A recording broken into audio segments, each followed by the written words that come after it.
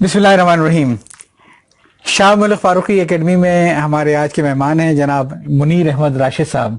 मुनीर अहमद राशिद साहब की चार पहचान है। पहली बात तो ये कि आपने बच्चों के अदब के लिए अच्छा काम किया है, आप एक मुहक्किक भी हैं, आप तरबियतकार भी हैं, नई नस्ल की तरबियत भी करते हैं, निसाब साजी में आपने काफ़ी काम किया है। तो आज हम इन चारों हवालों से बात करेंगे। और इससे पहले कि हम थोड़ा सा आगे बढ़े, मैं चाहूँगा ज़रा सा आप अपने कुछ बचपन के बारे में यादें ताज़ा करें। हिजरत के बाद हमारे वालिदैन दादा दादी हमारे वो पंजाब में खानेवाल में आके सेटल हुए, तो वहीं मेरी पैदाइश हुई, वहीं के मेरी इब्तदाई तालीम मैट्रिक इंटर तक वहीं की है। तो इस्लामिया हाई स्कूल था, फिर बाद में गवर्नमेंट इस्लामिया हाई स्कूल वो बन गया। मैट्रिक मैंने वहाँ से की, फिर वहाँ इस्लामिया कॉलेज था, मैंने वहाँ इंटर साइंस के साथ करने की कोशिश की, फिर मुझे वो छोड़ना पड़ गया। तो मैं जॉब के हवाले से और पढ़ने के हवाले से कराची आ गया।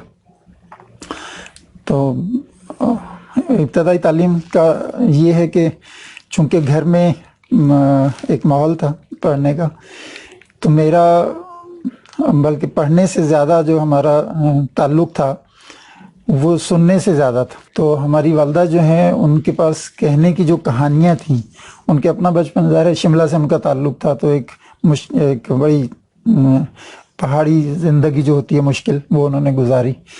फिर हिजरत के दौरान जो बलवे हुए, जहाँ से उन्हें जान बचा के आना पड़ा, फिर वो जो जिस ट्रेन में थी उस पे हमले हुए, 3-4 दिन लाहौर से उस तरफ वो ट्रेन रुकी रही, किस तरह वो अपनी जान बचा के, और उस वक्त हमारे बड़े भाई थे, कोई शायद 6 महीने की उनकी उस वक्त उम्र थी, तो उन बच्चों को बचा के वो कैसे लेके आए। तो ये और इब्तदाई पाकिस्तान में जो इब्तदाई दौर था बहुत मुश्किल दौर था। तो वो सारी कहानियाँ, वो जाहिर है कि हम उनसे पूछते थे हम कुछ बताएं, तो वो कहानियाँ ही सुनाती थी। तो उन कहानियों की वजह से एक कह लीजिए 2-3 चीज़ें मेरे अंदर डेवलप हुई। कहानी सुनने का, और एक तो कहानी सुनने का शौक़ पैदा हुआ, दूसरा पाकिस्तान के हवाले से एक मोहब्बत और पाकिस्तान की अहमियत, और फिर वो कुर्बानी जो हमारे बड़ों ने दी, चूँकि बराह रास्त हमने उन्हीं से सुनी, तो एक पाकिस्तान की मोहब्बत और फिर इसके लिए कुछ करने का जज्बा, ये उन कहानियों के नतीजे में पैदा हुआ।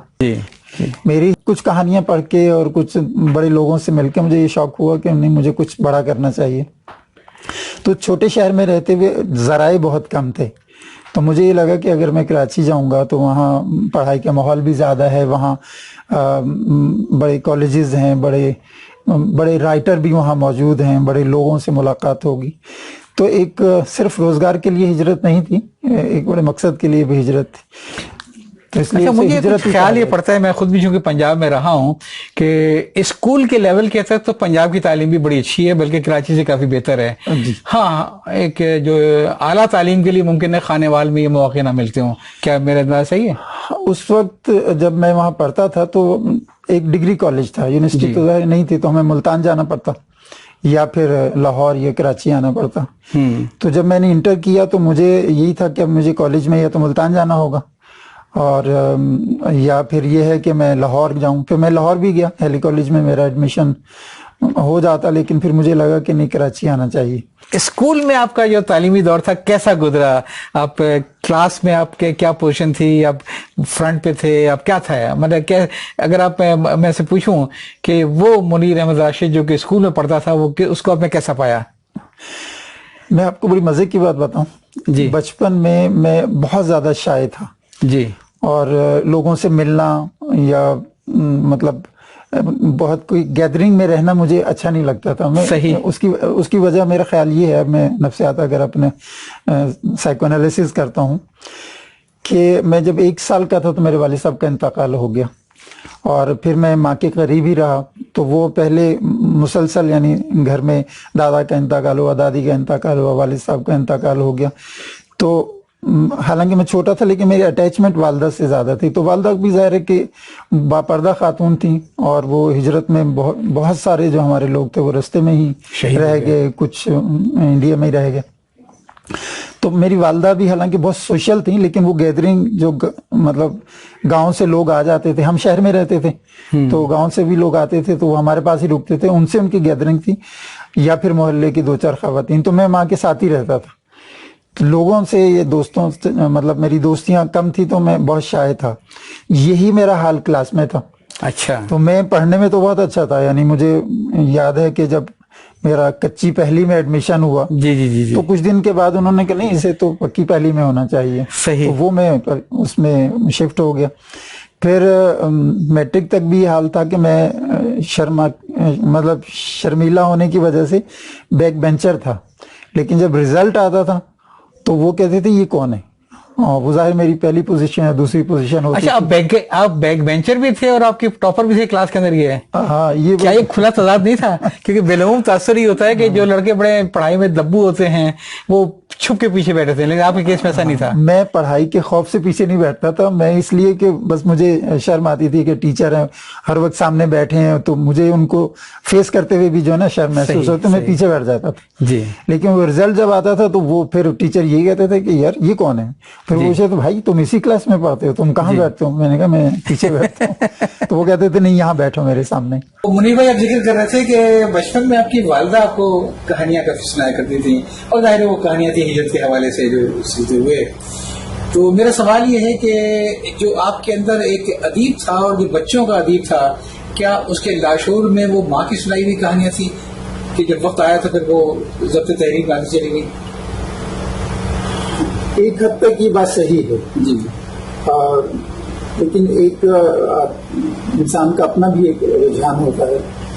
تو وہ کہانیاں میں نے جو سنی تھی تو میرے جو دوست ہیں بچپن میں جب ہم اسکول بھی نہیں بھی جاتے تھے تو ہم باہر گلی میں بیٹھ جاتے تھے اور پھر میں انہیں کہانیاں سناتا تھا. اچھا. اور وہ کہانیاں یہ ہجرت کی کہانی نہیں ہوتی تھی, میں اپنی تخلیق کہانی جو مطلب جنوں پریوں کی کہانیاں سنا دی یا کوئی اس طرح, مطلب میں خود کہانیاں بنا کے جی میرا خیال ہے تخیل نے کام کرنا شروع کر دیا تھا. جی, کیونکہ پہلے اسکول میں جب ایڈمیشن ہوتا تھا وہ 4.5-5 سال کی عمر میں ہوتا تھا. جی جی. تو اس سے پہلے میں اپنے دوستوں کو کہانیاں سناتا تھا. اس میں یہی تھا کہ جب ہم بیٹھتے تھے تو سارے دوست جمع ہو جاتے, ان سے کہتے آپ کہانی سنیں, تو میں انہیں کہانیاں سناتا تھا. پھر یہ ہوا کہ جب اسکول میں ایڈمیشن ہو گیا تھوڑا سا پڑھنا آیا تو رسالے ظاہر ہے میرے گھر پہ تو نہیں آتے تھے, لیکن کچھ ہمارے دوست تھے. اچھا, لائبریریاں ہوتی تھیں محلے میں پہلے, آنا لائبریری چھوٹی چھوٹی سی کتابیں ہوتی تھیں. تو اب وہ چونکہ میں کہانیاں سناتا تھا پھر ہم دیکھتے تھے کہ یار اس میں یہ موجود ہیں, کہانیاں بھی موجود ہیں اور اس پہ مطلب چھوٹی سی جو ہوتی تھی کتاب تو اس کو پڑھنا بھی آسان ہوتا تھا. جب تھوڑا سا پڑھنا لکھنا کہہ لیجیے آیا تو میں نے وہ جو کہانی پڑھی مجھے ابھی بھی یاد ہے میرے لاشعور میں, وہ ننھے کے کارنامے, بچوں کی دنیا. بچوں کی تو وہ میں تو وہ میں نے پڑھا. وہ مجھے یاد ہے کہ اس سے پہلے ہو سکتا ہے کہ کہانیاں میں نے پڑھی ہوں, لیکن وہ مجھے یاد ہے کہ وہ میں نے پڑھنا شروع کیا تھا, ایک مسلسل پڑھائی کی طرف تھا. پھر یہ وہ آنا کہانیاں جو محلے میں ہوتی تھی مطلب لائبریریاں, وہ اس میں محدود سی کتابیں ہوتی تھی, وہ ہم نے پڑھ لی. تو پھر ہمارے شہر میں ایک لائبریری تھی قریشی لائبریری کے نام سے, اچھا بڑا اسٹاک تھا ان کے پاس. اچھا, میں شاعر بھی تھا تو مجھے ایک یہ بھی تھا کہ کسی کو میرے بارے میں پتہ نہ چلے. تو پھر ہمارے ایک دوست تھے وہ انہوں نے بتایا کہ ایک بڑی لائبریری تھی اس میں کتابیں ہوتی ہیں. اچھا. تو پھر میں نے اپنا ایک نام رکھا کہہ لیجیے کوڈ نام. تو جو میرا دوست ہے وہ اس نام سے وہاں سے کتابیں لاتا تھا, تو وہ بھی پڑھتا تھا میں بھی پڑھتا تھا, اور میں لائبریری میں رجسٹر نہیں تھا. اچھا. راشد گل کے نام سے میرا نام تھا وہ. تو اچھا, وہاں ہم نے چھوٹی موٹی کہانیوں کے بعد اتفاق کہ آپ بچوں ہی کی کتابیں لیتے ہوں گے. اچھا, شروع میں ہم نے بچوں ہی کی پڑھی, اس کے بعد اتفاق سے ایک دفعہ جو ہے ابن صفی کا ایک ناول ہاتھ لگ گیا. جی جی جی. وہ جب ہم نے پڑھا تو اس کے بعد بس پھر جاسوسی دنیا, ابن صفی, مظہر کلیم اس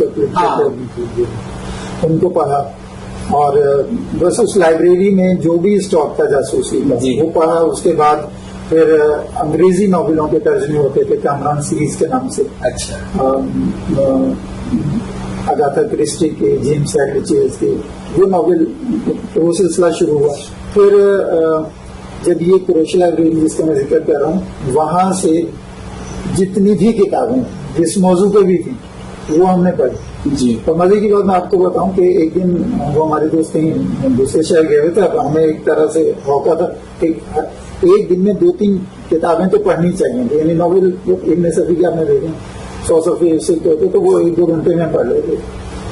2-3 دن مطلب 2-3 ناول لا کے پڑھ لی, اس کے بعد وہ ختم ہو گئے. تو مجھے یہ تھا کہ کتاب ہونی چاہیے, مجھے پڑھنا ہے. دوست ہمارے گئے ہوئے تھے تو میں لائبریری گیا تو میں نے اسے کہا کہ مجھے کتاب لینی. تو اس نے کہ نہیں یہ تو ممبرس کے لیے ہے, آپ ممبر نہیں ہیں. تو میں نے کہا ہوں میں ممبر, لیکن میں نے پہلی دفعہ دیکھا تھا. اچھا وہ ہوتے ہیں پیروں سے معذور تھے وہ صاحب قریشی صاحب. تو میں نے کہا نہیں میں ممبر ہوں. اس نے کہ نہیں میں ظاہر میں بیٹھا رہتا ہوں, تو میں تو اپنی شکل پہلی دفعہ دی. تو میں نے انہیں بتایا کہ میں راشد گل ہوں. اچھا تو سب سے زیادہ کتابیں تو آپ کے نام سے ایشو ہوتے, آپ کہاں ہوتے ہیں؟ مطلب یہ وہ دور تھا جب منیر احمد راشد صاحب مسمدہ چلے گئے اور ان کے سامنے ایک اور شخصیت آ گئی راشد گل کی. اچھا راشد گل کے نام سے آپ نے کبھی لکھا بھی ہے؟ نہیں, میں یہ بھی ایک مدد کی بات ہے کہ چونکہ ہمارا پڑھنے کا جو آغاز ہے وہ جاسوسی ادب سے ہوا جی, اور عمران سیریز سے ہوا. تو میں مطلب اپنے آپ کو ایکسٹو ہی سمجھتا تھا, چھپا کے رکھتا تھا. اچھا. تو پڑھائی کے معاملے میں بھی اور اسکول میں بھی, حالانکہ میں اسپورٹس مین تھا بہت اچھا, مطلب ہاکی اور ایتھلیٹکس اس میں اچھے لیول پہ میں نے کھیلا. تو لیکن اس میں بھی میں کوشش یہ کر رہا تھا کہ کسی کو پتا نہ چلے کہ میں ہوں. جب گراؤنڈ میں آ جائیں تو اس کے بعد میں سینٹر فارورڈ کھیلتا تو زیادہ تر گول میں کرتا تھا, لیکن اس سے پہلے وہ جو لوگ خدکتے رہتے ہیں ادھر ادھر, وہ مجھے لگتا تھا نہیں, گیم ہونی چاہیے, وہ نظر آنی چاہیے. اچھا منیر بھائی, یہ تو خیر حقیقت ہے کہ جو آدمی اچھا لکھتا ہے اس نے لازمی بہت کچھ پڑھا ہوتا ہے. اور آج کل ہمارا ایک رجحان یہ ہے کہ لوگ پڑھتے کم ہیں اور لکھنے کی زیادہ کوشش کرتے ہیں, اور جہاں 2-4 اشعار ان کے پاس آگے الٹے سیدھے بغیر بہر کے بغیر وزن کے, تو کوشش یہ ہوتی ہے کہ پہلے فیس بک پہ چھپے اور کتابوں میں چھپیاں خود ہو گئی ہے. آپ نے جب ماشاء اللہ اتنا پڑھا تو یہ آپ نے مجھے بتا دیا کہ آپ نے سننی کب سے شروع کی کہانیاں, یہ بھی آپ نے بتا دیا کہ آپ نے کہانیاں سنانی کب سے شروع کی. یہ لکھنے کا سلسلہ کیسا آیا؟ نہیں, اسکول میں ایک تو سلسلہ تھا کہ امتحان ہوتے تھے, تو میرا ایک رجحان یہ رہا کہ میں پڑھتا تو بہت تھا جی, لیکن وہ جو بچے کرتے ہیں نا کہ نوٹ ٹیکنگ کرتے ہیں, نوٹس بنا لیے, ان سے پڑھ کے امتحان دیا, یہ ماسٹرز تک میں نہیں کر پایا. اچھا. تو میں یہ کہتا تھا کہ پیپر شروع ہونے سے پہلے 5-10 منٹ میں سوچتا تھا سوال کے حوالے سے, پھر میں لکھنا شروع ہو رہا تھا. صحیح. تو اس میں جب یعنی جو اچھی کہانیاں لکھنے کا آپ کہہ لیجیے کہ جو امتحان میں مضمون کہانیاں تک لکھتے تھے, تو وہ بھی ایسے ہوتے تھے ٹیچر اسی کی وجہ سے بلاتے تھے کہ یہ تم نے خود لکھی, کہاں سے پڑھی؟ تو میں یہ نہیں, میں نے خود لکھی. تو پھر کچھ بچوں کے اخبار میں وہاں ملتان میں ایک تو ہلکا ادب جو تھا اس میں بھی میں جاتا تھا, سنتا زیادہ تھا, پڑھتا کبھی کم تھا. تو شاعری واعری کا بڑا شوق تھا مجھے, مطلب میرا تخلص اسی لیے رکھا تھا کہ 7ویں جماعت سے شاید میں نے نظمیں لکھنا شروع کی. انٹر تک جب میں لکھتا رہا, انٹر میں تو یہ تھا کہ باقاعدہ انتظار ہوتا تھا کہ سر اب تشریف لاتے ہیں منیر احمد راشد صاحب, اور وہ جو ایک ہوتا ہے نا, وہ شاعر منیر احمد راشد موجود ہے کہ گوچا گیا ہو؟ نہیں, وہ اصل میں ہوا یہ کہ جب شاعری سمجھ میں آنے لگی تو مجھے لگا کہ یہ بڑا مشکل کام ہے. یہ بڑا مسئلہ ہوتا ہے کہ جب آدمی سمجھ آئے تو مان لیتا ہے کہ ہم اپنے آپ کچھ اور ایسے کر رہے تھے. ہاں, وہ اصل میں تک بندی الگ چیز ہوتی ہے. حالانکہ میں نے بہت نظمیں لکھی اور بعض اوقات یہ ہوتا تھا, ہمارے کچھ دوست وہ بھاولپور سے آئے تو انہوں نے کہا یار یہ نظم جو آپ نے پڑھی یہ تو فلاں شاعر کی ہے. اچھا. تو میں نے کہا بھائی میری میں نے خود لکھی ہے. تو اس نے اسے فون کیا, مطلب دوست کو کہ یار یہ نظم جو ہے تمہاری ہے. میں نے کہا نہیں یار یہ منیر صاحب کی نظم ہے, میں نے اپنے نام سے پڑھی. تو مجھے کوئی وہ نہیں تھا, بس مجلس ہوئی اس میں پڑھ دیا, بیاض بنا کے رکھنا یہ وہ نہیں میں کر پایا. تو اسی طرح کالج کے لیول پہ بھی چیزیں اس میں چل جاتی تھیں, کوئی ایک آدھ میگزین میں چل, لیکن باقاعدہ جسے آپ کہیں آغاز ہوا. تو جب میں کراچی آ گیا تو میں اپنے کزن کے پاس تھا, وہ ایک مطلب کی دکان تھی پان کی, اس پہ ہم شام میں بیٹھ جاتے تھے. تو ایک دن ایک صاحب آئے اور پوچھنے لگے جماعت اسلامی سے ان کو ڈالو, کہیں آپ کوئی جماعت اسلامی کا آدمی ہے اس محلے میں؟ تو میں نے کہا بھائی سبھی مسلمان ہیں، سب اسلامی جماعت میں پوچھنے کی کیا بات، اتفاق تو مجھے نہیں پتا تھا جماعت اسلامی کی تنظیم ہے. اچھا اس وقت تک آپ کا تحریک سے کوئی تعارف نہیں ہوا تھا، کچھ بھی. لیکن آپ کو ایک عجیب سا لگا کہ ایک آدمی یہاں پہ آ کے ڈھونڈا ہے ساری. تو میں نے کہا بھائی مسلمانوں کا شہر ہے، سبھی محلہ مسلمانوں کا، تو اسلامی جماعت سے کتنا ہو سبھی مسلمان. تو ان کو شادی کے بعد اچھی لگی، اس کے بعد وہ بس آنے لگے رابطہ ہو گیا. پھر وہ کیا نام تھا ان کا؟ نام تھا ارشد شاہین بھائی. اچھا ارشد شاہین صاحب. جی. تو انہوں نے مرغا گھیر لیا ان کا تو بھائی یہ اس پہ کام کرنا چاہیے. ہاں. اچھا. اس کے بعد وہ آئے، پھر کہنے لگے یار آپ کو لگتا ہے آپ کو پڑھنے لکھنے کا شوق ہے. میں نے کہا میں پڑھتا تو رہتا ہوں. تو کیا آپ کہیں پڑھ رہے ہیں؟ میں نے کہا نہیں میری پڑھائی چھوٹ گئی ہے، میں مطلب آیا تو پڑھنے کے لیے تھا لیکن آج کل میں جاب کی تلاش میں ہوں. تو خیر وہ مجھے اپنے ساتھ لے گئے. پھر ایک لائبریری تھی ایک گھر میں، وہ سب دوست وہاں جمع ہوتے تھے، اس میں پڑھتے تھے. تو ان چیزیں میرا پھر دوبارہ ایک لنک ہو گیا پڑھنے سے. تو انہوں نے کہا، میں نے کچھ چیزیں پڑھی تو میں نے کہا نہیں اس میں ایسے نہیں، ایسے ہونا چاہیے. تو میں نے کہا کہ آپ لکھتے بھی ہیں؟ تو میں نے کہا ہاں میں لکھتا ہوں.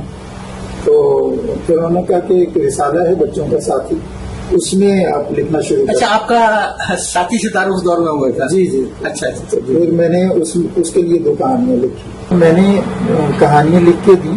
اس وقت ساتھی بغیر تصویر کے چھپتا تھا، مطلب اس کی ضخامت بھی بہت کم تھی. 86 کی بات ہے شاید. تو میری کہانیاں کافی عرصہ نہیں چلیں. تو ارشد بھائی مجھے تسلی دیتے رہے. میں نے کہا نہیں بھائی میری کہانیاں بہت اچھی ہیں، آپ کا رسالہ اچھا نہیں ہے. تو میں تو بہت اچھا لکھتا ہوں. تو خیر اس کے بعد مجلس ادارت، کیونکہ وہ طالب علموں کا ہے تو صادق جمیل بھائی اور ان کے ساتھ 2-4 اور وہ ادیب اور صحافی تھے، زیادہ تر بڑے مطلب پروفیشنل صحافی، وہ ساری ٹیم جو ہے.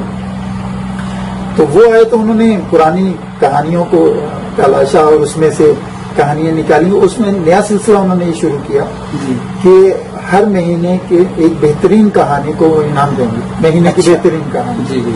تو اتفاق سے انہوں نے وہ جو کہانیاں نکالی اس میں میری ایک کہانی تھی. وہ کہانی چھپی اسی مہینے، میری پہلی کہانی ساتھی کی اس میں چھپی اور وہی اس مہینے کی بہترین کہانی. اچھا اسی رسالے میں وہ ناقابل اشاعت رہی، کئی محنت لگے، اور جب وہ ادارتی بورڈ تبدیل ہوا تو نہ صرف یہ کہ چھپ بھی گئی بلکہ اس کو بہترین پارٹی کا ایوارڈ بھی ملا. میرا خیال ہے منیر بھائی یہ وہی بات ہے نا کہ جو ہیرے کی طرح جو پہچان وہ جوہری کو ہوتی ہے. تو یہ اساتذہ بھی بڑا ڈیپینڈ کرتا ہے کہ ان کی کلاس میں کتنے ہیرے ہیں، ان کے جوہر کو سامنے نکالیں. اچھا اگر یہ کلاس روم کی بات کی جائے تو اساتذہ ہم کہیں گے، لیکن اگر ہم رسائل کی بات کریں تو ایڈیٹر کا مزاج جو ہوتا ہے جی وہ بہت اہم ہوتا ہے. جی. اس کا اپنا مزاج، اگر وہ ادیب ہے تو وہ ادب عالیہ کی طرف خود بھی جائے گا اور اپنے اسی طرح کے رائٹرز کو لائے گا جو اچھا ادب لکھنے والے ہیں.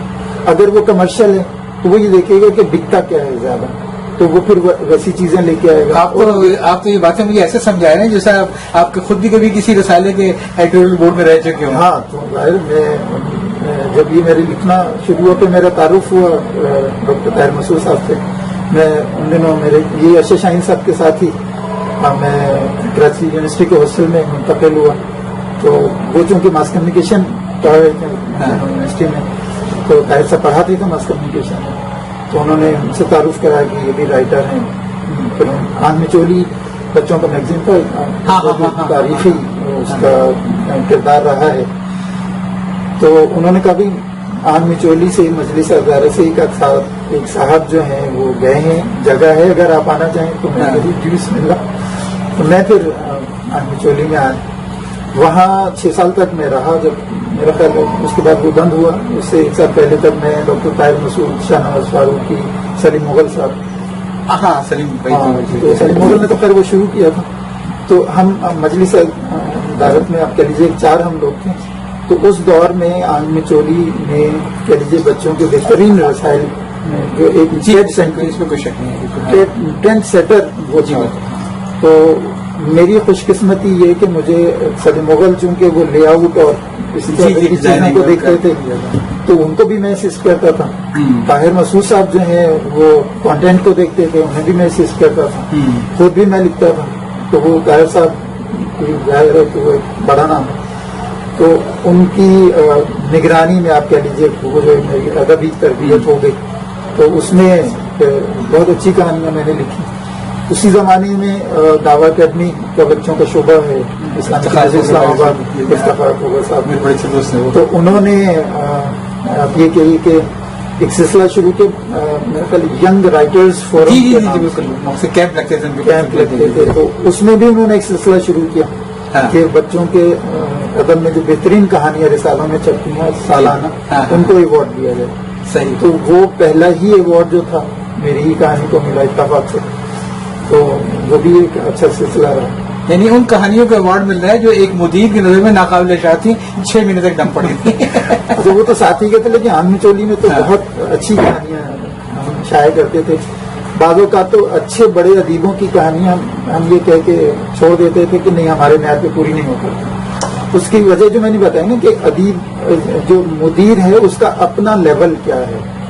یعنی طاہر مسعود صاحب تھے تو ہم کیا کرتے تھے، ابھی میں نے دیکھا ایک شکایت یہ ہوتی ہے مدیر جو حضرات ہیں، بہت سارے بچوں کے رسائل سے بھی تعلق رہتا ہے، وہ کہتے ہیں کہ بڑے رائٹرز لکھتے نہیں ہیں ہمارے رسالوں میں.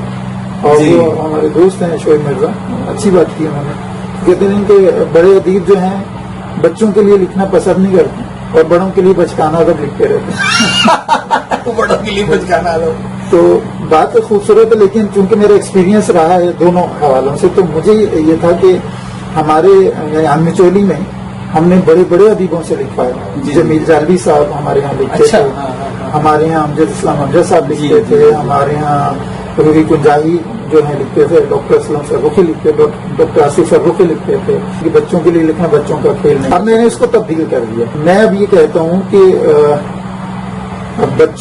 بچوں کو بچہ سمجھ کے نہ لکھیں، بچوں کو سمجھ کے لکھیں. واہ، جملہ رہے کہ بچوں کو بچہ سمجھ کے نہ لکھیں، بچوں کو سمجھ کے لکھیں. بچوں کو بہت. تو جب آپ بچوں کو سمجھ کے لکھتے ہیں نا تو آپ کے اندر کا بچہ وہ سب چیزیں ان کے لیے ویسے ہی پورٹریٹ کرتا ہے جیسا وہ چاہتے ہیں. جی بالکل ٹھیک ہے. اور جب آپ سمجھ رہے ہیں کہ بچے ہی تو ہیں، کچھ بھی لکھ دو ان کو کون سا پڑھنا آتا ہے، تو اس کے نتیجے میں یہ ہوتا ہے کہ بچہ اصل میں بہت اچھا نقاد ہوتا ہے. کوئی تحریر چاہے وہ بڑوں کے لیے لکھی گئی چاہے بچوں کے لیے لکھی گئی ہے، اگر اس کی پسند کی چیز ہے، یعنی اس کو یعنی جو اس کا ذہنی معیار ہے اور اس کا جو ذوق جمال ہے، اگر وہ اسے متاثر کرتا ہے تو وہ تحریر بچوں کا ادب ہے. میں ایک سوال کروں گا آپ سے کہ جو آپ نے اپنا لکھنا اسٹارٹ کیا ساتھی رسالے سے، تو اگر میں غلطی پر نہیں تو آپ کا ایک کہانی بڑی مشہور ہوئی تھی، شاید جنت کے نعرے پہ تھی، میرا دیس بچا لے اے مولا. اور اس کہانی کا تھوڑا سا پس منظر ہے، وہ کہانی کیا تھی اور کیوں اتنا آئی کیچنگ ہو گئی تھی؟ اس کہانی نے لوگوں کی توجہ کیوں حاصل کی، میرا دیس بچا لے اے مولا، جو آپ نے شاید ساتھی میں لکھی تھی؟ جی اس کا پس منظر یہ رہا. دیکھیے ساتھی میں میری جو میری پہچان ساتھی میں بنی وہ تو میرا ایک ناول ہے کمانڈو 4 کے نام سے. کمانڈو 4 جی. تو بلکہ ابھی وہ ایک بہت بڑی اسکولوں کی چین ہے، اس میں نصاب میں شامل ہے. اچھا. وہ تو ہے اس کی پہچان یہ. اور زیادہ تر تحریک حلقوں میں لوگ کمانڈو 4 کے حوالے سے مجھے جانتے ہیں. لیکن جب میں نے شروع کیا تو 2 کہانیاں جو میں نے کہا تھا نا، ایک تو انعام ملا تو اگلے مہینے پھر دوسری کہانی چھپی، اس کا یہ عنوان تھا. جی اچھا، یہ پہلی کہانی نہیں تھی بلکہ دوسری کہانی؟ یہ دوسری تھی. پہلی مزاحیہ کہانی تھی، یہ بہت سنجیدہ کہانی. جی جی جی. پس منظر وہی جو میری والدہ نے کہانیاں مجھے سنائی ہوئی تھی بچپن میں، جو میرے اندر ایک چیز تھی.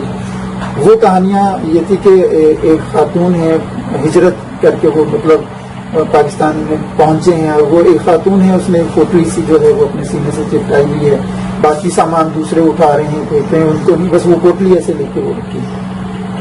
تو لوگوں نے جو یہاں ریسیو کر رہے تھے مہاجرین کو پاکستانی، تو ان کا مجھے دے رہا ہے، تو نہیں یہ نہیں لوں گی، یہ میرا ہے. تو اس کے بعد خیر وہ پوچھا کہ پاکستان آ گیا، تو پاکستان آ گئے. تو لوگوں نے کہا تم پاکستان میں ہو. یہ پاکستان آ گئے لاہور کا اسٹیشن.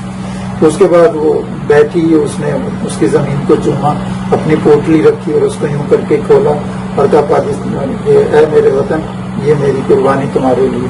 وہ پوٹلی جب کھلی تو اس کے اندر ایک چیخار بچے کی لاش تھی، جس کے پیٹ میں نیزے کا زخم، جو رستے میں بلوے کے دوران اس کا بچہ شہید ہو گیا.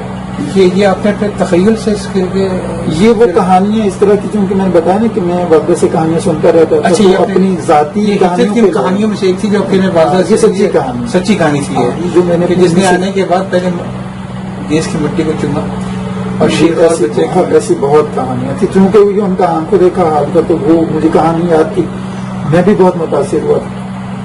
اس کے بعد دوسرا جو میرا دکھ تھا یہ 71 میں پاکستان ٹوٹا تو میں 5ویں جماعت میں تھا، تو وہ چونکہ میں نے بچپن سے پاکستان کو ان کہانیوں کے ذریعے ایک غیر شعوری بلکہ لاشعوری محبت کہہ لیجیے، مجھے پاکستان سے ڈیولپ ہوئی، اپنی والدہ سے محبت تھی تو ان کو پاکستان سے محبت تھی، تو پاکستان کے لیے جو قربانیاں تھیں۔ اس کے بعد ہوا یہ کہ جب میں نے پاکستان ٹوٹا اور یہ ساتھی میں لکھنے کا سلسلہ شروع ہوا، تو ایک کہانی میں نے ایسی 23 مارچ کے حوالے سے شاید لکھنا شروع کی تھی یا 6 ستمبر کے حوالے سے لکھنا شروع کی، تو وہ کہانی پھیلتی چلی گئی، اور پھر وہ جو میرے لاشعور میں وہ دکھ تھا باقی سکوت ڈھاکہ والا، تو وہ اس ناول میں ڈھل گیا، کمانڈو 4 میں۔ وہ بڑا کمال تھا، یعنی میں اس کو لکھنے سے پہلے کونے میں کہیں بیٹھ کے وہ جو لکھ رہا ہوتا تو اس سے پہلے میں بہت روتا تھا، اس کے بعد وہ کہانی میں لکھتا تھا، لیکن اس کا نتیجہ یہ ہوتا تھا کہ پڑھنے والا بھی روتا تھا۔ سچا قسم میں ہوا۔ آگے چلتے ہیں، اور چونکہ ابھی سما ابھی کافی طویل ہے، کچھ تھوڑا سا اپنی عملی زندگی کے بارے میں بتائیے کہ آپ اسکول لائف میں تو آپ بہت اچھے رہے، کالج میں پھر کیا ہوا؟ کالج میں بھی ایک تو میں نے بتایا تھا کہ انٹر میں مجھے چھوڑنی پڑی پڑھائی، پھر میں کراچی آیا، یہاں میں نے اصل میں مجھے لگتا یہ ہے کہ میری تربیت اللہ تعالیٰ نے کسی اور کام کے لیے کروائی تھی، تو کراچی آ کے وہ جو شائنس تھی وہ میری اس لیے کم ہوئی کہ مجھے 20 طرح کے کام کرنے پڑے، مزدوری سے لے کے اور ٹیکسٹائل ڈیزائننگ تک۔ اس کے بعد پھر میں صحافت میں آیا۔ میں سمجھا نہیں آپ کا اکیڈمک کیریئر، آپ کہہ رہے ہیں کہ میرا میٹرک تک میں ٹاپر تھا کلاس میں، جی، تو یہ مزدوری کیا قلم کی مزدوری کی بات کرنا ہے؟ قلم کی مزدوری نہیں، باوجود مطلب کچھ حالات گھریلو ایسے تھے کہ مجھے پڑھائی چھوڑ کے میری والدہ کا مطلب وہ بیمار ہو گئی تھی، کینسر تھا ان کو، تو مجھے اپنا گھر سنبھالنے کے لیے اور بھائی کو سپورٹ کرنے کے لیے میرے بڑے بھائی ہی گھر سنبھالتے تھے، تو وہ مجھے پڑھائی چھوڑ کے میں نے سوچا تھا کہ پڑھائی اور جاب کروں گا، تو وہ کھانے والے میں ذرا ممکن نہیں تھا، مجھے چھوٹا شہر تھا، تو کراچی آ کے میں نے کہا پڑھائی کے ساتھ ساتھ میں جاب بھی کروں گا تو گھر کو بھی سپورٹ کروں گا، تو اس حوالے سے آپ کہہ لیجیے تو میں کالج میں جو پری انجینئرنگ کو چھوڑ کے کراچی آیا، تو یہاں جو میرا خیال تھا کہ مجھے ٹائپ شارٹ ہینڈ کا ڈپلوما میرے پاس ہے اور میں جاؤں گا اور میں اتنا ذہین ہوں، ٹاپر ہوں، تو ہاتھوں ہاتھ لیا جاؤں گا، تو 6 مہینے اخبار ہونے کے اچھا پھر یہ اسپورٹس کے حوالے سے اور یہ اکیڈمک اس کے حوالے سے شاعری ادب کی میری کوئی 50 روپے اس زمانے میں لگتے تھے ان کی فوٹو کاپیز کرانے کے جو اسناد تھے میرے، وہ تو بہت مہنگا تھا، ٹھیک ہے نا، تو وہ میں نے مطلب وہ، لیکن تقریباً جتنے بھی قابل ذکر ادارے ہیں، گورنمنٹ کے ہیں، پرائیویٹ ہیں، فارماسیوٹیکل ایجنسیز ہیں، تو ان میں سب میں میں جاب کی تلاش کرتا رہا 6 مہینے تک، مطلب میں پریشان ہو گیا۔ حالانکہ آپ کا اکیڈمک کیریئر بھی اچھا تھا، اور آپ اپنے ٹائپنگ شارٹ ہینڈ کی اپنے وہ ایک تعلیم بھی دی دلی سے وہ بھی آپ کو آتی تھی، پھر بھی آپ کو مذہب تلاش میں دشواری پیش آئی؟ بہت مشکل پیش آئی۔ اس کی ایک وجہ تو یہ تھی ضرورت کا دور تھا، وہ 97-80 کی بات ہے، تو وہ ہر 15 دن کے بعد سرکاری نوکری پہ پابندی لگ جاتی تھی، تو مجھے جب 5-6 مہینے ہو گئے تو پھر میں نے کہا لعنت بھیجے، مجھے نوکری کرنی نہیں، میں مزدوری کر لوں گا، مجھے تو فوری سپورٹ کرنا ہے گھر، تو پھر میں نے مختلف طرح کے کام کیے۔ پھر اچھا اس میں ایک مزے کی بات تھی کہ میں شام کو پڑھاتا ضرور تھا، تو محلے کے جو بچے تھے، میں پھر سمجھ جاؤں گا وہ جس چیز کو مزدوری کہہ رہا ہے اس کو مزدوری کیوں کہہ رہے ہیں؟ مزدوری سے مراد یہ ہے کہ مجھے اپنا پیٹ پالنے کے لیے اور گھر چلانے کے لیے مختلف کام کرنے پڑتے تھے، مزدوری میں اس لیے کہہ رہا ہوں۔ تو اس میں راج مستری کے ساتھ جو مزدور ہوتے ہیں وہ بھی میں نے کام کیا، پلمبر کی حیثیت سے بھی کام کیا، اور ٹیوشن میں پڑھاتا تھا اور میں ٹیوشن پڑھانے کے پیسے نہیں لیتا تھا، تو محلے کے سارے بچوں کی مائیں، والدین۔ آپ نے پلمبر کے ہیلپر کے طور پر بھی کام کیا اور پلمبر کے ٹھیکیدار کے طور پہ بھی کام کیا، ٹھیکیدار کو بھی کام کیا، اور راج مستری کے ساتھ بھی اپنا کام کیا، اور اس میں بڑے مزے، اور اس لیے کہ آپ کو نوکری نہیں مل پا رہی تھی؟ میں نے نوکری پہ لعنت بھیجی، مجھے سرکاری نوکری کرنی نہیں، ملے گی بھی تو نہیں کرنی، صحیح، تو وہ ایک ضد تھی، تو خیر لیکن میرا بعد میں میرے سمجھ میں آیا کہ نہیں، یہ اللہ تعالیٰ کی اپنی ایک پلاننگ ہوتی ہے، تو وہ میری تربیت ہوئی جس نے میرا جو کانفیڈینس تھا وہ شائنس سے نکل کے لوگوں سے ملنا، بات کرنا، اپنی بات پہنچانا، کیونکہ میں محلے میں بچوں کو، بڑوں کو، سب کو فری میں ٹیوشن پڑھاتا تھا اپنے پیسے سے، کتابیں دے کے، تو اس میں پڑھائی بھی میری مطلب ایک تعلق بھی جو استادی کا تھا وہ چلتا رہا، پھر جو مسائل تھے زندگی کو، جس کو کہنا چاہیے کہ زندگی میں سے گزر کے آپ نے وہ زندگی گزاری ہو، تو آپ اس کی پیچیدگیوں کو سمجھتے ہیں. وہ جب میری تربیت ہوئی تو آخر میں پھر میں یہاں چولی میں آیا تو لکھنے کی مزدوری شروع ہوئی. لیکن میں پھر اس آپ کسی دور پہ آتا ہوں کہ عجیب سی بات ہے کہ ایک بڑے خواب آپ اپنے آنکھوں میں لے کر کراچی شہر آئے ہوں گے کہ میں یہاں پہ اعلیٰ تعلیم بھی حاصل کروں گا, میں نوکری کروں گا, اور آپ بتا رہے کہ آپ کو جو چونکہ ملازمت کی بہت کوشش کر کے دیکھ لی اور پابندیاں لگی تھی جس سے آپ کو ملازمت مل سکے.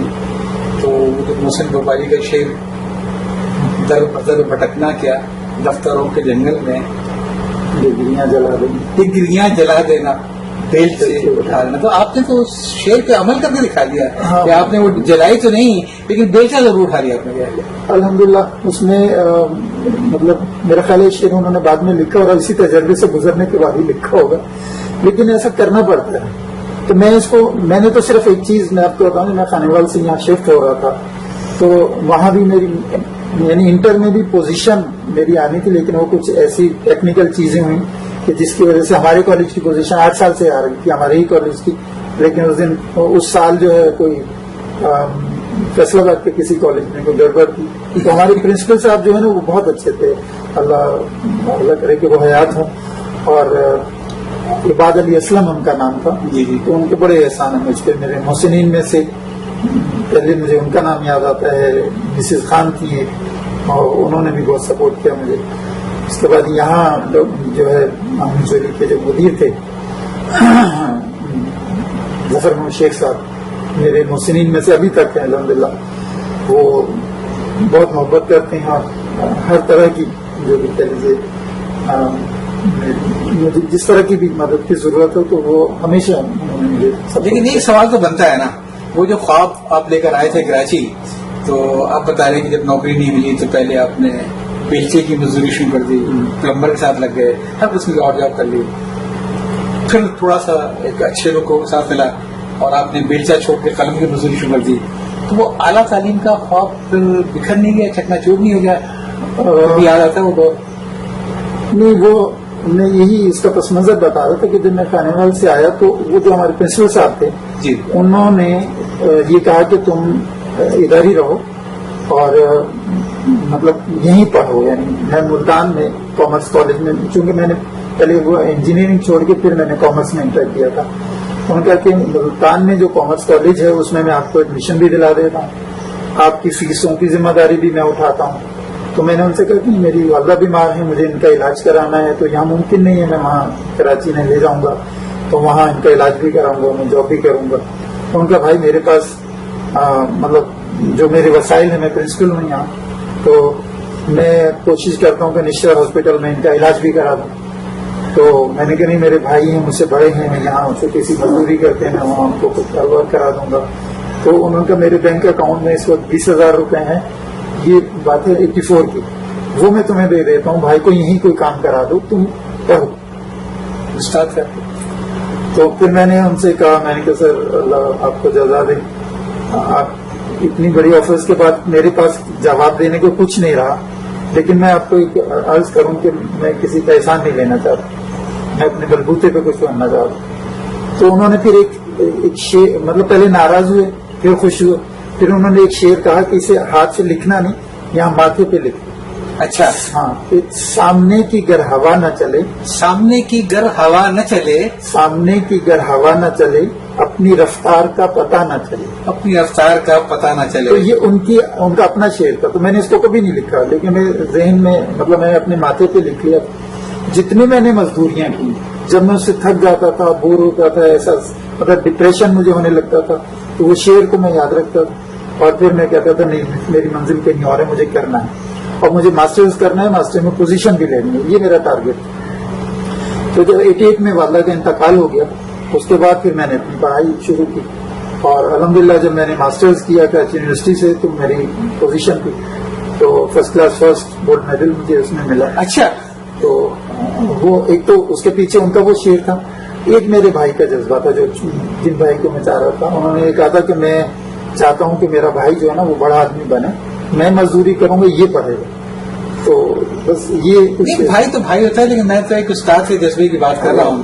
مطلب ہے کہ آپ نے بہت سے استادوں کو دیکھا ہوگا, ایسے کون سے استاد ملیں گے جو اس طریقے سے وہ پیچھے پڑ جائیں کہ اس طریقے سے کسی بھی جوہر تلاش کر لیا کہ اس کو اس کی منزل تک پہنچانا ہے. یعنی کمال ہے کہ انہوں نے اپنا پورا بینک بیلنس تک آپ کو آفر کر دیا کہ اپنے بھائی کو بزنس کرا دو لیکن یہاں رہ جاؤ. As a teacher as a trainer آپ کچھ اپنے تجربات کو شیئر کریں گے؟ یہ لائن آپ نے کیوں چنی ٹریننگ کی؟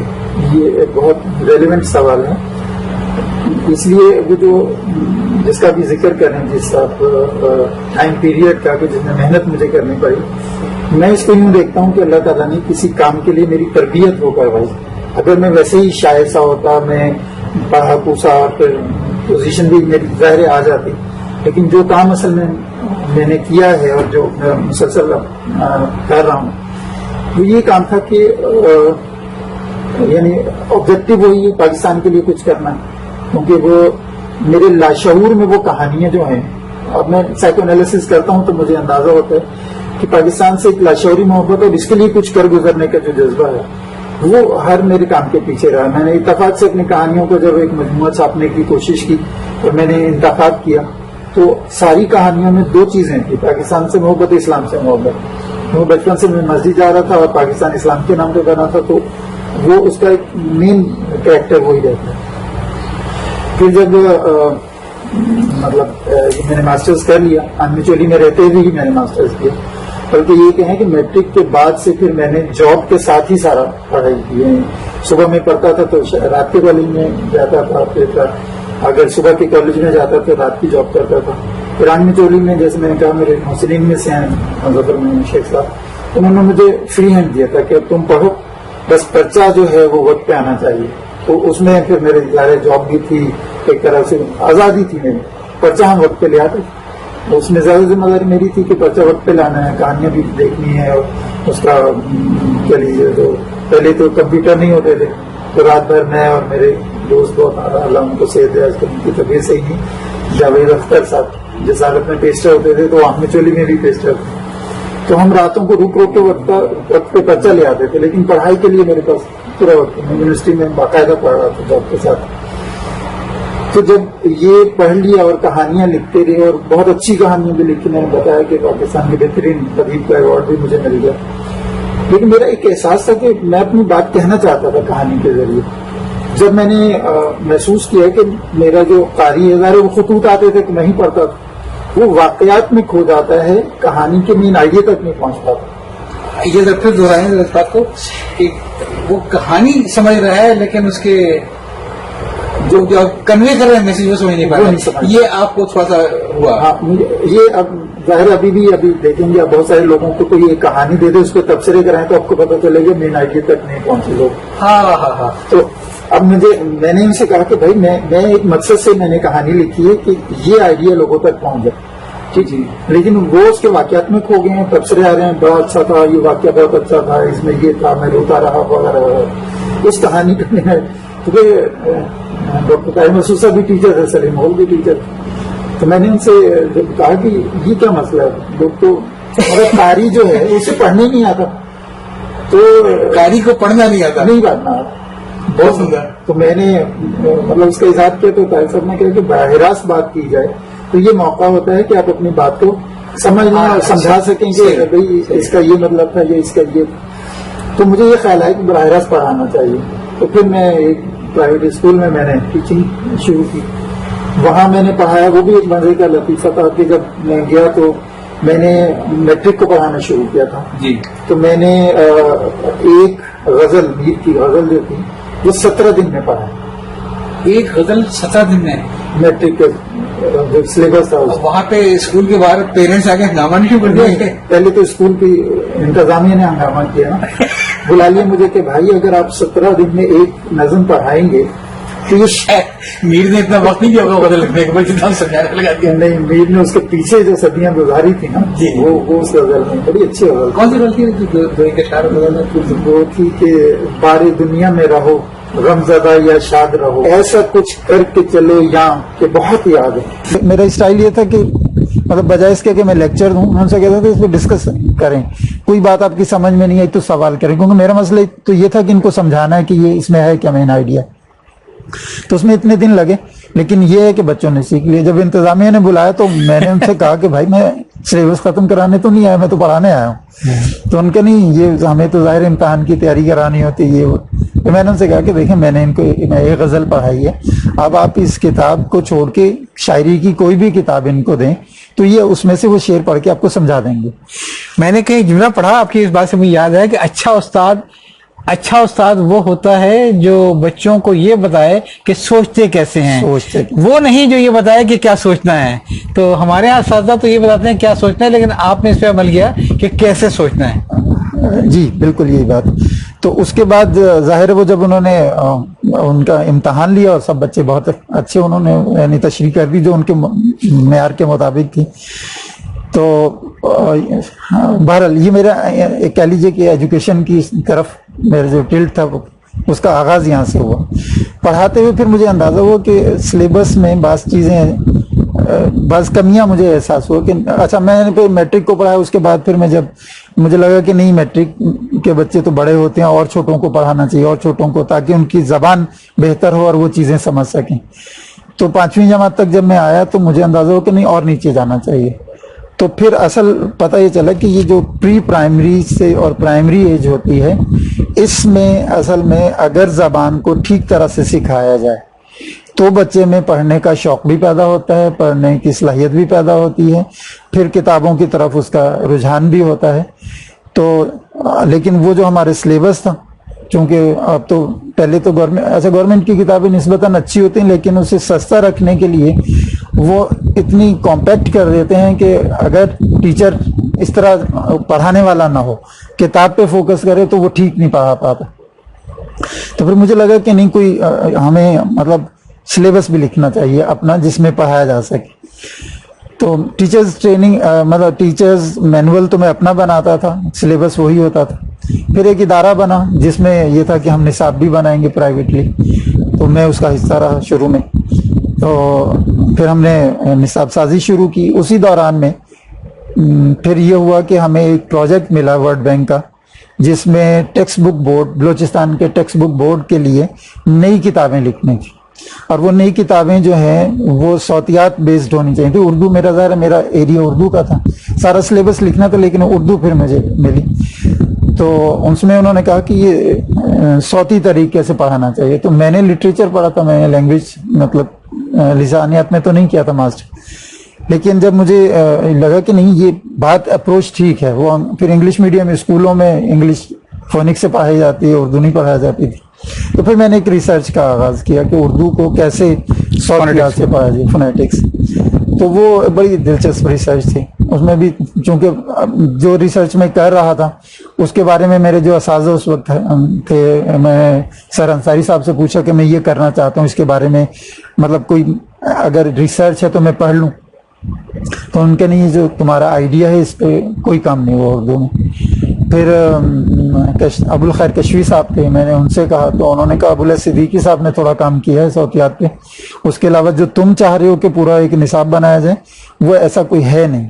مشفق خواجہ صاحب سے ملاقات ہوئی تو ان سے بھی پوچھا تو انہوں نے کہا نہیں یہ آئیڈیا بالکل نیا ہے, اس پہ تمہیں کام کرنا ہوگا. تو مطلب مدد تو مل جائے گی لیکن اس طرح کی چیز نہیں, پکی پکائی نہیں ملے گی. تو خیر پھر مجھے اس میں کافی وقت لگا کیونکہ ٹرائل اینڈ ایرر سے سیکھا. پہلے چیزیں بنائی, اسکول میں پڑھایا تو پتہ چلا کہ یہ تو نہیں چل رہا.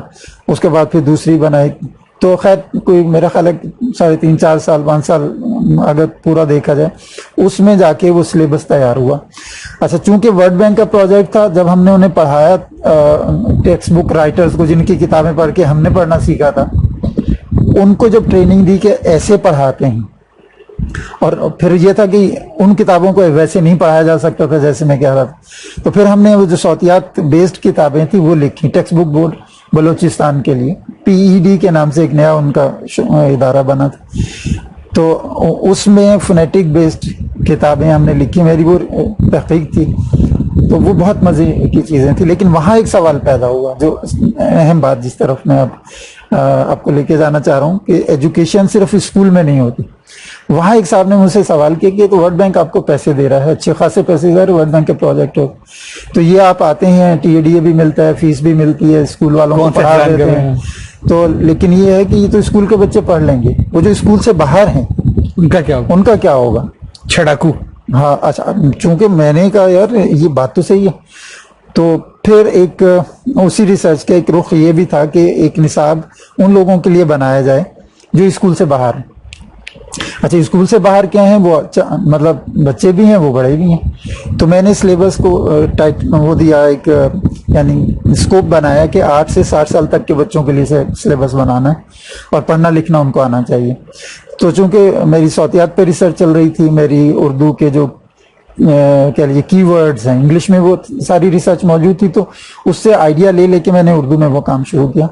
تو اردو کے کی ورڈز پہ میں نے ریسرچ کی، اردو کی صوتیات پہ ریسرچ کی، پھر ان دونوں کو ملا کے ایک نصاب بنایا، پھر اس کو ٹیسٹ کیا، چھوٹے گروپ پہ کیا، بڑے گروپ پہ کیا، اس سے بڑے گروپ پہ کیا، مختلف زبان بولنے والوں نے وہ کیا.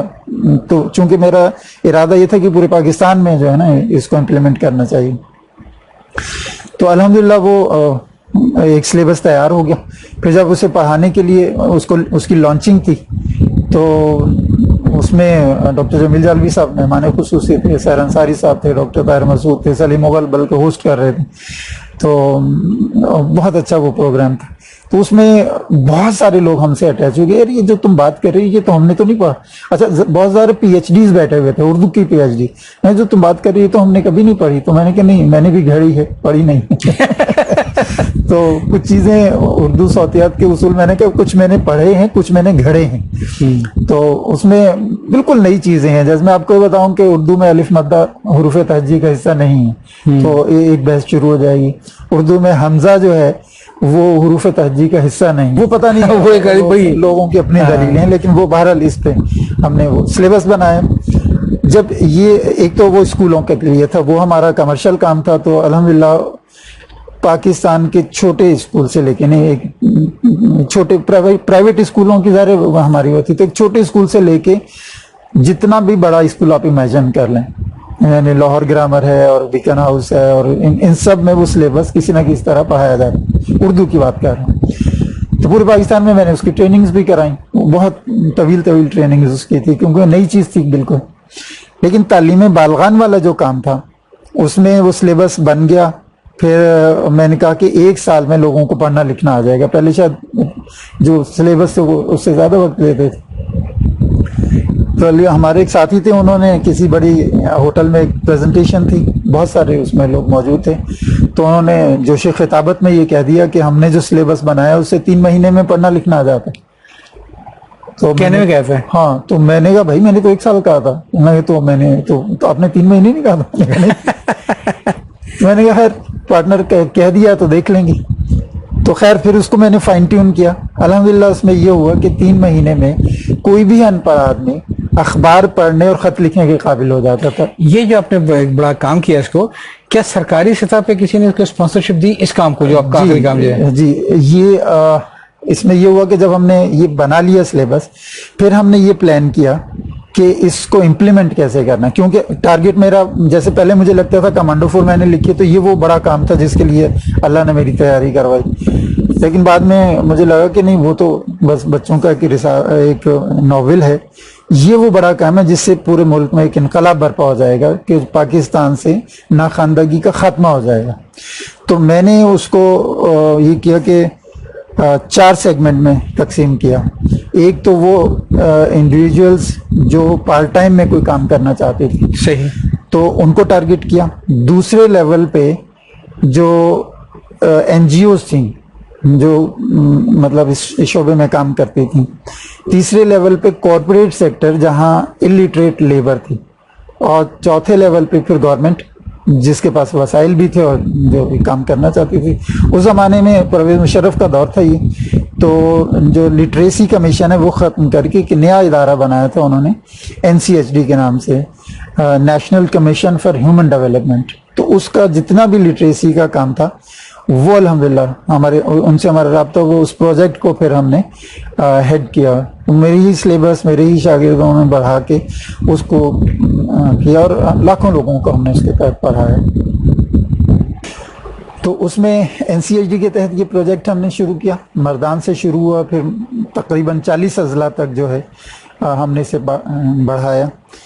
تو میں یہ کہتا ہوں کہ جب ہم نے یہ پروجیکٹ شروع کیا اس وقت پاکستان کا سرکاری لٹریسی ریٹ جو کہا جاتا تھا وہ تھا تقریباً 35%. ٹھیک. جب یہ پروجیکٹ ہم نے شروع کیا اور جب یہ گورنمنٹ نے، پہلے تو ہم چلا رہے تھے، پھر گورنمنٹ نے اسی کی کاپی کر کے اپنا سلیبس بنا لیا. اور پھر ہمارے ہاں ایک اصول ہے، ایک نارم ہے، اصول تو نہیں کہنا چاہیے، ہمارے ہاں یہ ہے کہ کاپی رائٹ کا مطلب ہے رائٹ ٹو کاپی. یہ پھر کہیے گا، بڑا انٹرسٹنگ ہے. کاپی رائٹ کا مطلب ہے رائٹ ٹو کاپی. تو چھوٹی چھوٹی این جی اوز نے جن کی ہم نے ٹریننگ کرائی اس سلیبس کو کاپی کر لیا، گورنمنٹ نے بھی کر لیا، دوسرے کچھ ہمارے جو اسٹوڈنٹ تھے انہوں نے بھی کر لیا. تو وہ جو ایک مطلب گورنمنٹ کے ساتھ وہ جو کام آگے بڑھ رہا تھا، پھر یہ کہ پرویز مشرف کمزور ہوئے تو وہ ادارے بھی کمزور ہونا شروع ہو گئے. لیکن الحمدللہ لٹریسی ریٹ 35 سے 55 تک جو پہنچا ہے. لیکن دیکھیے اس سے آپ کے لیے سینس آف سیٹسفیکشن یقین ہے کہ جتنے لوگوں نے بھی رائٹ ٹو کاپی کر لیا ہو، اور جتنے آپ کا اصل جو تھا وہ تو ایک مشن تھا نا زندگی کا، تو بجائے سے کہ وہ چیزیں پیک ہو جاتی ہیں اور کوئی دیکھنے والا نہ ہوتا. اچھا ہے، کوئی ہم سے بہتر کر لے گا اس کام کو. اب یہ دیکھیے کہ وہ میری کتاب ہے، دوسرے ادارے ہی اسے چھاپتے ہیں. بعض نے تو میری کتاب کا نام وہی ہے، مصنف کا نام میرا ہٹا کے اپنا لکھ لیا ہے. اور جو اڈلٹ لٹریسی کا سلیبس ہے میں نے نہیں دیکھا بہت عرصے سے، کیونکہ بعد میں نے پھر اپنا ادارہ بنایا تو اپنے لیے الگ اذان کے نام سے اپنا سلیبس بنا لیا. لیکن وہ پرانے سلیبس پہ بھی اگر میرا نام نہیں ہے تو لوگوں نے اپنا نام لکھ لیا، وہ میں نے واپس نہیں لیا. تو میں نے کہا کہ ٹھیک ہے، لوگ مجھ سے پڑھا رہے ہیں تو چلیں پڑھاتے تو رہے ہیں. تو الحمدللہ ایک تو اڈلٹ لٹریسی کے بڑا کام تھا.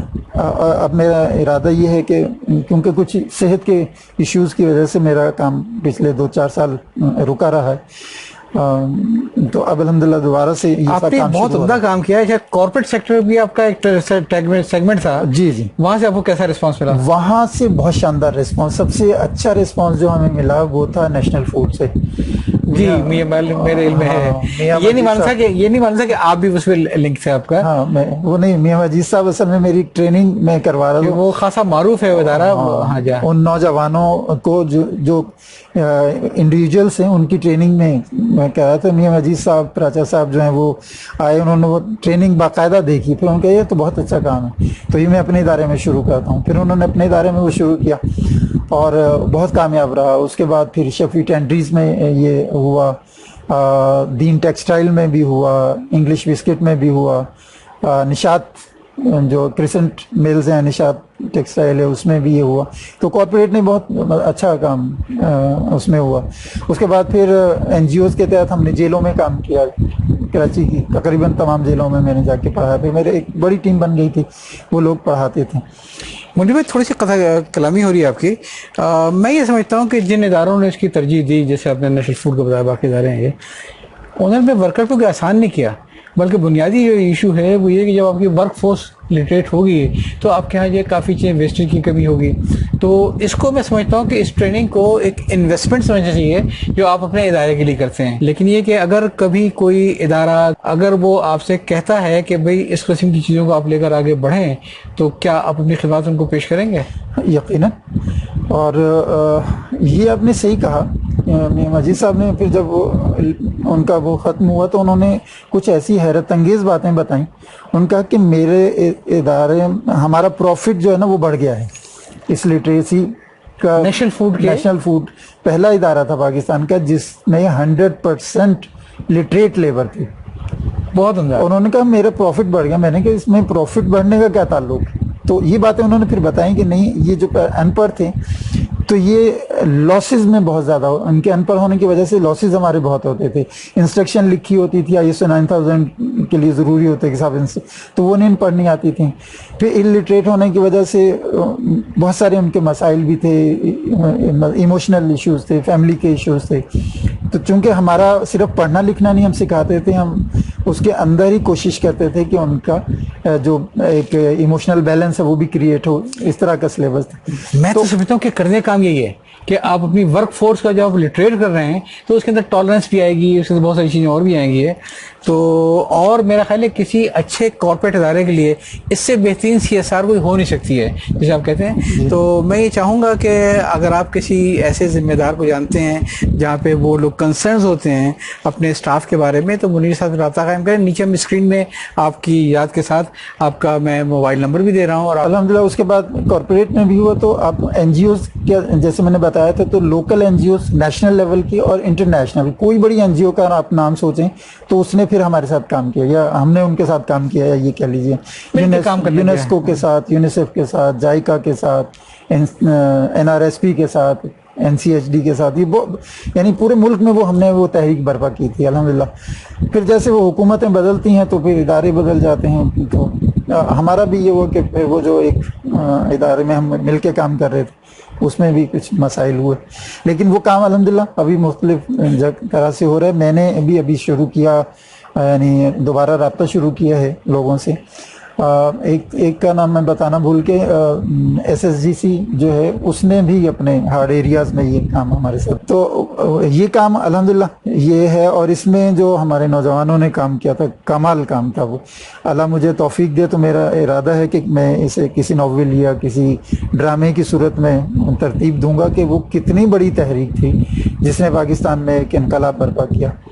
تو ابھی بھی اس کی ضرورت ہے. اور ابھی موجودہ گورنمنٹ نے ایک بہت بڑا کام کیا تھا, مطلب موجودہ سے مراد ہے یعنی عمران خان کی گورنمنٹ نے, کہ ایک یکساں قومی نصاب انہوں نے بنایا ہے.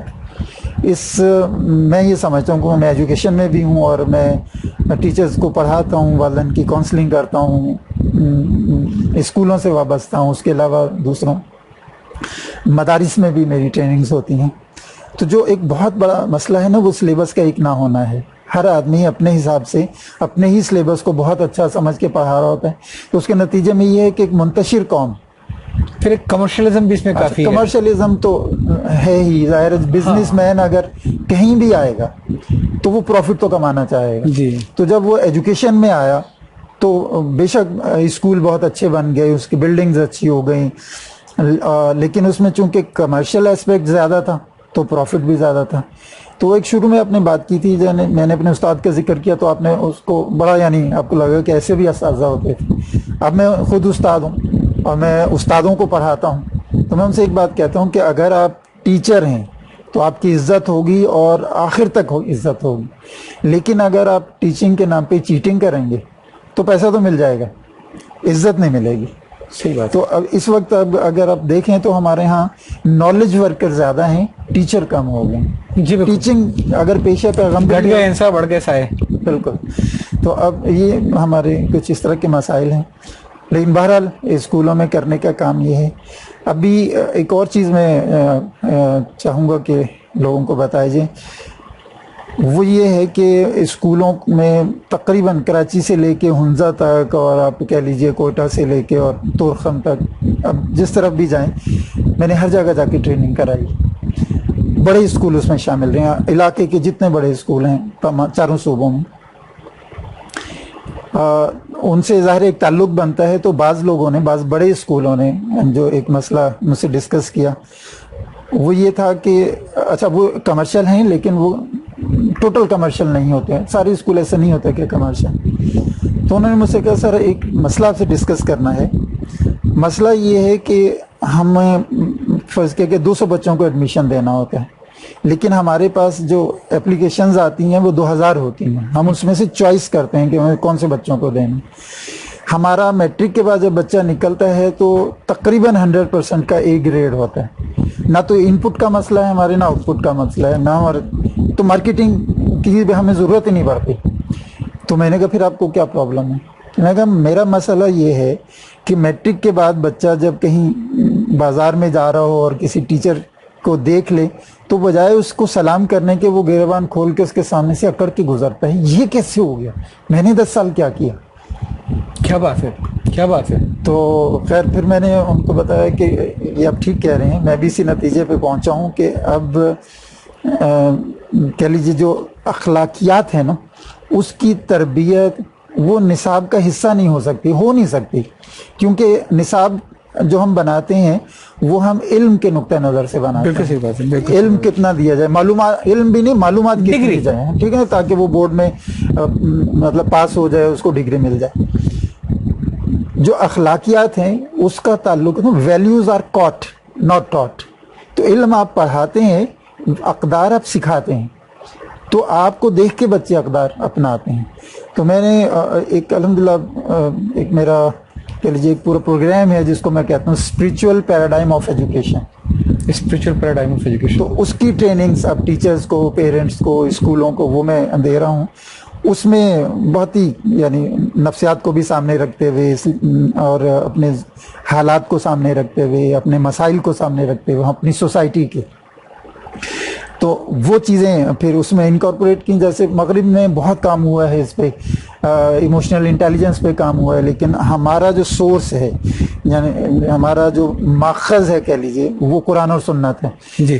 تو اس سے باہر کوئی چیز ممکن نہیں ہے. مغرب کا جو علم ہے وہ بھی اصل میں سنت ہی کا کوئی ایک کہہ لیجیے ایک پہلو اس میں نکلتا ہے.